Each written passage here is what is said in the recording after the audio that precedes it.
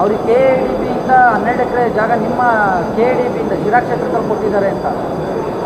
ಅದು ಕಿಸ್ರೋಡಾ India private limited ಅಂತ ಹೇಳಿ.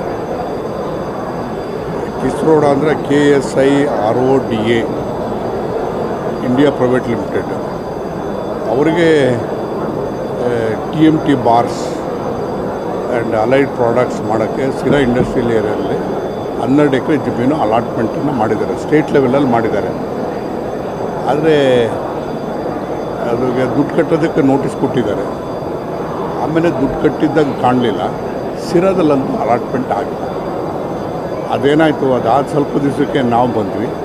ಅಲ್ಲಿ ಸ್ಥಳೀಯರಿಗೆ ಕೊಡಬೇಕು, ಯಾರಿಗೂ ಬೇರೆಯವ್ರಿಗೆ ಕೊಡಬಾರ್ದು ಅಂತೇಳಿ ಅದು ನಿರ್ಬಂಧ ಮಾಡಿದ ಹಿನ್ನೆಲೆಯಲ್ಲಿ ಅದು ಡ್ರಾಪ್ ಆಗಿರ್ಬೋದು ಅಂತ ಅಂದ್ಕೊಂಡಿದ್ದೆ ನಾನು.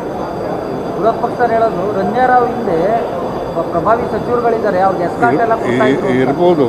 ಸಚಿವರು ಇದ್ದಾರೋ, ಮಾಜಿ ಸಚಿವರು ಇದ್ದಾರೋ ಗೊತ್ತಿಲ್ಲ, ಯಾರಿದ್ದಾರೋ ಗೊತ್ತಿಲ್ಲ ಅದರಲ್ಲಿ. ಬಟ್ ಅಲಾಟ್ಮೆಂಟ್ ಆಗಿದೆ ಸ್ಟೇಟ್ ಲೆವೆಲಲ್ಲಿ. ಸ್ಟೇಟ್ ಲೆವೆಲಲ್ಲಿ ಅಲಾಟ್ಮೆಂಟ್ ಆಗಿ ಅದು ಹಣ ಕಟ್ಟಿಲ್ಲ. ಹಾಗಾಗಿ ಅದು ಅವರು ಲ್ಯಾಂಡು ಕೂಡ ತಗೊಂಡಿಲ್ಲ. ಆ ಮಧ್ಯದಲ್ಲಿ ಇದಾದ ಕೆಲವೇ ತಿಂಗಳಲ್ಲಿ 2 ತಿಂಗಳಲ್ಲಿ ನಾನು ಬಂದಮೇಲೆ ಸ್ಥಳೀಯರಿಗೆ ಕೊಡಬೇಕು, ಯಾರಿಗೂ ಕೊಡಬಾರ್ದು ಅಂತೇಳಿ ಸ್ಟಾಪ್ ಮಾಡಿದ್ರು. ಈಗ ಲೋಕಲ್ ಸ್ಥಳೀಯ ಶಾಸಕರು ಮತ್ತು ಸೀನಿಯರ್ MLA ಯಾರು ಶಿಫಾರಸ್ಸಿನ ಮೇಲೆ ಅವರಿಗೆ ಯಾರು ಶಿಫಾರಸ್ಸು ಅಂತಕ್ಕಂಥದ್ದು ಅದು ಗೊತ್ತಾಗ್ತಲ್ಲ. ಸ್ಟೇಟ್ ಲೆವೆಲಲ್ಲಿ ಕಮಿಟಿಲಿ ಆಗಿರ್ತಕ್ಕಂಥದ್ದು, ಸಿಂಗಲ್ ವಿಂಡೋ ಏಜೆನ್ಸಿನಲ್ಲಿ ಆಗಿರ್ತಕ್ಕಂಥದ್ದು.